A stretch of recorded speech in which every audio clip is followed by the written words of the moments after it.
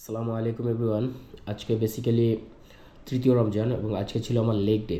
So leg ডেতে ফার্স্টে আমি যে কাজটি করে নিচ্ছি সেটি হচ্ছে স্ট্রেচিং করে নিচ্ছি, মাসলকে স্ট্রেচ করে নিচ্ছি, কারণ সারাদিন পানি ইনটেক হবে না, এই কারণে টান লেগে যাওয়ার একটা সম্ভাবনা আছে। আর রমজান মাস বাদেও যে কোনো ওয়ার্কআউট করার আগে স্ট্রেচিং করে নেওয়া অত্যন্ত গুরুত্বপূর্ণ, কারণ সিরিয়াস ইনজুরি হওয়ার সম্ভাবনা থাকে। হঠাৎ মাসেলে টান লেগে যাইতে পারে, শিরায় টান লেগে যাইতে পারে। সো এইটা থেকে বাঁচার জন্যই আর কি স্ট্রেচিং করা হয়। সো লেগের ক্ষেত্রে একটা বড় যেটা সমস্যা হওয়ার সম্ভাবনা থাকে স্ট্রেচিং না করলে, সেটা হচ্ছে গ্রোয়িংয়ে টান লাগতে পারে, যেটা রিকভার অনেক ক্ষেত্রে হয় আবার অনেক ক্ষেত্রে হয় না। অনেক লম্বা প্রসেসের ব্যাপার এবং ট্রিটমেন্ট নেওয়া লাগে গ্রোয়িংয়ে টান লাগলে। তাই যে কোনো ওয়ার্কআউট করার আগে স্ট্রেচিং করে নেওয়া অত্যন্ত গুরুত্বপূর্ণ।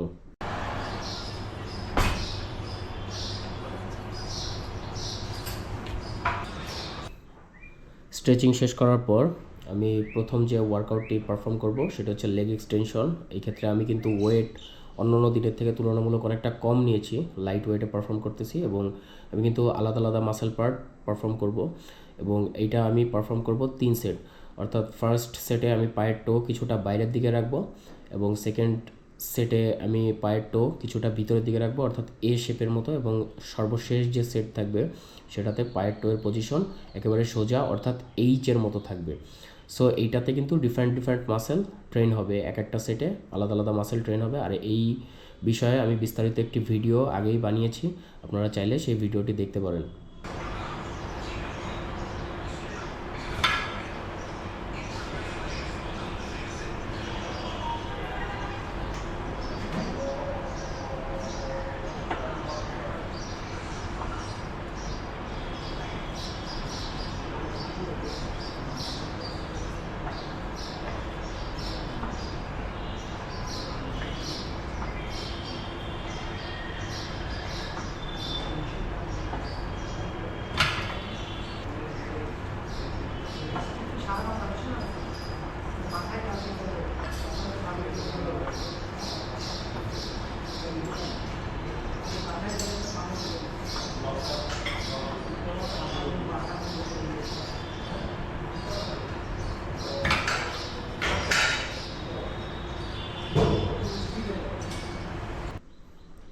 নেক্সটে আমি যে ওয়ার্কআউটটি অ্যাটেম্প করবো সেটা হচ্ছে লেগ প্রেস, এবং এটাতেও আমি কিন্তু তুলনামূলক ওয়েট অনেক কম নিয়েছি এবং এইটা আমি পারফর্ম করব 2 সেট। সাধারণত আমি লেগ প্রেসের ক্ষেত্রে কিন্তু 200 প্লাস বা 250 কেজি, 250 থেকে 200-র মাঝামাঝি ওয়েট নিয়ে আমি পারফর্ম করি।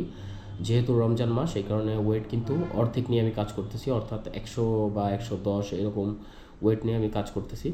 সো এইটা পারফর্ম করব 2 সেট এবং খুব পারফেক্ট ওয়েতে পারফর্ম করব।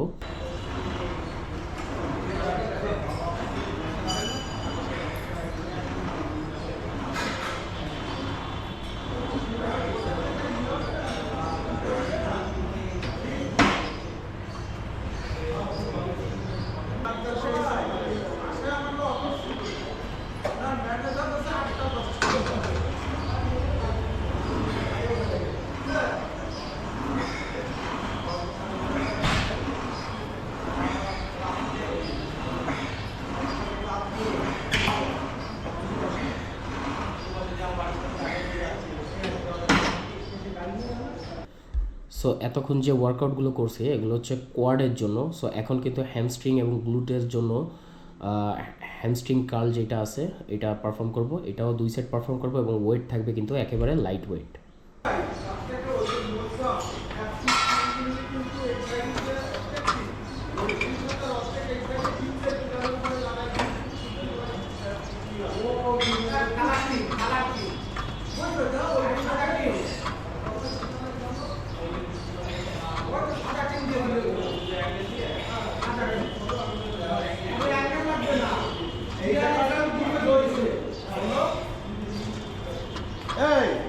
এই জায়গাটা তিন রয়েছে কিনা লাগবে।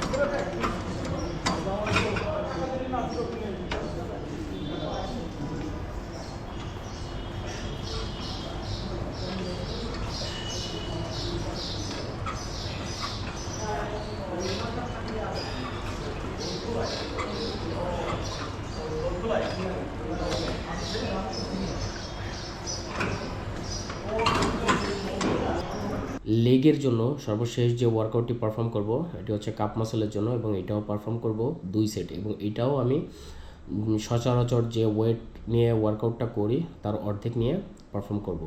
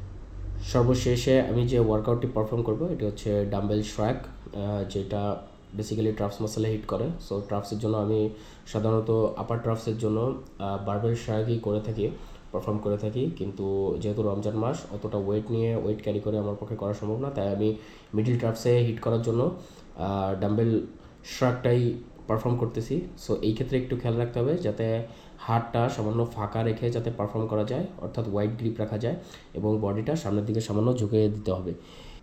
আর এইটা পারফর্ম করব 3 সেট, এবং এটা পারফর্ম করার মাধ্যমে আমার ওয়ার্কআউট আমি শেষ করে দেব। সো ভিডিওটি ভালো লাগলে চ্যানেলটিকে সাবস্ক্রাইব করবেন, লাইক দিবেন, কমেন্ট করবেন। আজকে এ পর্যন্তই, আল্লাহ হাফেজ।